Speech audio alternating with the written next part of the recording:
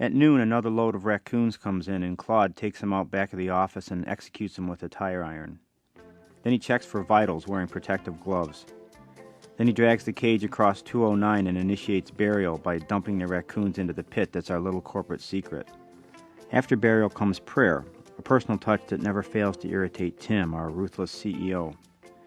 Before founding Humane Raccoon Alternatives, Tim purposely backed his car over a frat boy and got 10 to 12 for manslaughter. In jail, he earned his MBA by designing and marketing a line of light-up Halloween lapel brooches. Now he gives us the brooches as performance incentives and sporadically trashes a bookshelf or two to remind us of his awesome temper and of how ill-advised we'd be to cross him in any way whatsoever.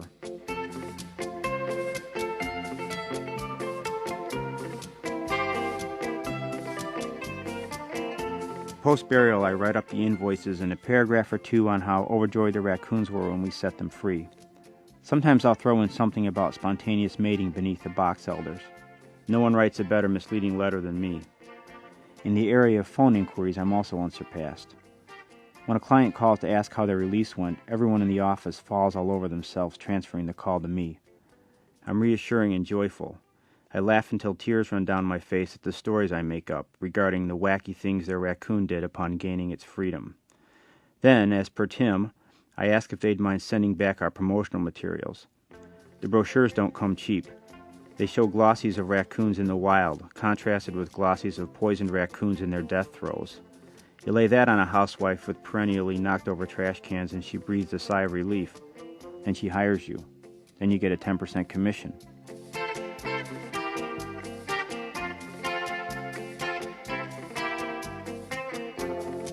These days, commissions are my main joy. I'm too large to attract female company. I weigh 400. I don't like it, but it's beyond my control. I tried running and rowing the stationary canoe and hatha yoga and belly staples and even a muzzle back in the dark days when I had it bad for Frida, our document placement and retrieval specialist. When I was merely portly, it was easy to see myself as a kind of exuberant sportsman who overate out of lust for life. Now no one could possibly mistake me for a sportsman.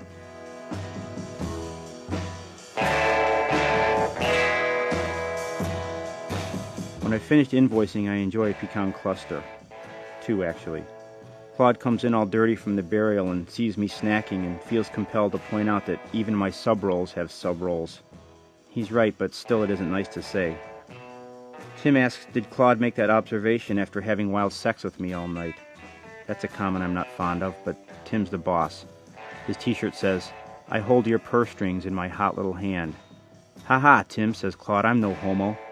But if I was one, I'd die before doing it with Mr. Lard. Ha ha, says Tim, good one. Isn't that a good one, Jeffrey? That's a good one, I say glumly. What a bitter little office. My colleagues leave Hippo refrigerator magnets on my seat. They imply that I'm a despondent virgin, which I'm not.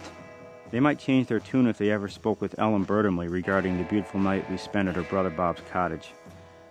I was by no means slim then, but could at least buy pants off the rack and walk from the den to the kitchen without panting. I remember her nude at the window and the lovely seed helicopters blowing in as she turned and showed me her ample front on purpose. That was my most romantic moment. Now for that kind of thing, it's the degradation of Larney's consenting adult viewing center. Before it started getting to me, I'd bring bootloads of quarters and a special bottom cushion and watch hours and hours of Scandinavian women romping. It was shameful. Finally, last Christmas, I said enough is enough. I'd rather be sexless than evil. And since then I have been. Sexless and good, but very, very tense.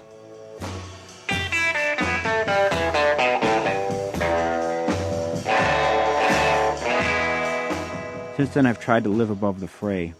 I've tried to minimize my physical aspects and be a selfless force for good. When mocked, which is nearly every day, I recall Christ covered with spittle. When filled with lust, I remember Gandhi purposely sleeping next to a sexy teen to test himself. After work, I go home, watch a little TV, maybe say a rosary or two. 30 more years of this and I'm out of it without hurting anybody or embarrassing myself.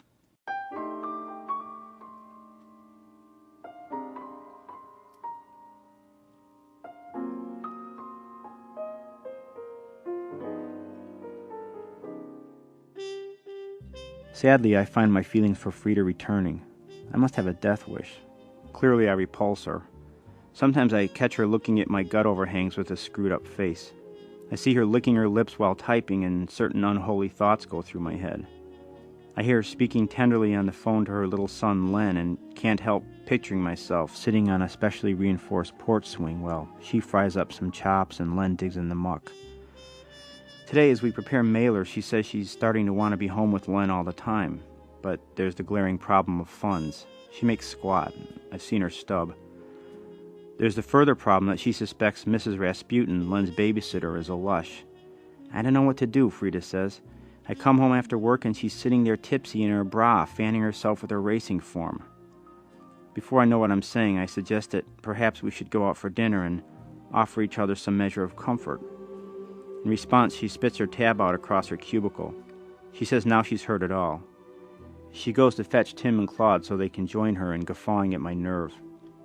She faxes a comical note about my arrogance to her girlfriend at the DMV. All afternoon she keeps looking at me with her head cocked. Needless to say, it's a long day. Then at 5, after everyone else is gone, she comes shyly by and says she'd love to go out with me. She says I've always been there for her. She says she likes a man with a little meat on his bones.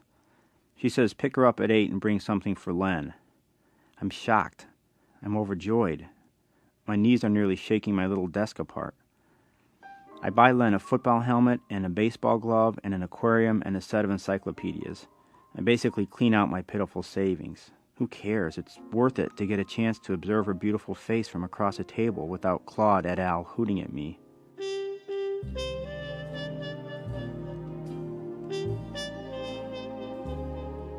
When I ring her bell, someone screams, "Come in." Inside, I find Len behind the home entertainment center and Mrs. Rasputin drunkenly poring over her grade school yearbook with a highlighter. She looks up and says, "Where's that kid?" I feel like saying, "How should I know?" Instead, I say, "He's behind the home entertainment center." "He loves it back there," she says. "He likes eating the lint balls. They won't hurt him. They're like roughage." "Come out, Len," I say. "I have gifts." He comes out. One tiny eyebrow cocks up at my physical appearance. Then he crawls into my lap holding his mega death dealer by the cowl. What a sweet boy. The dealer's got a severed human head in its hand. When you pull a string, the dealer cries, "You're dead, and I've killed you, Prince of Slime," and sticks its day-glow tongue out. I give Len my anti-violence spiel. I tell him only love can dispel hate. I tell him we were meant to live in harmony and give one another emotional support. He looks at me blankly, then flings his death dealer at the cat. Frida comes down looking sweet and casts a baleful eye on Mrs. Rasputin, and away we go. I take her to Ace's Volcano Island. Ace's is an old service station now done up Hawaiian. They've got a tape loop of surf sounds and some Barbies in grass skirts climbing a papier-mâché mountain. I purposely starve myself. We talk about her life philosophy. We talk about her hairstyle and her treasured childhood memories and her paranormally gifted aunt. I fail to get a word in edgewise, and that's fine. I like listening. I like learning about her. I like putting myself in her shoes and seeing things her way.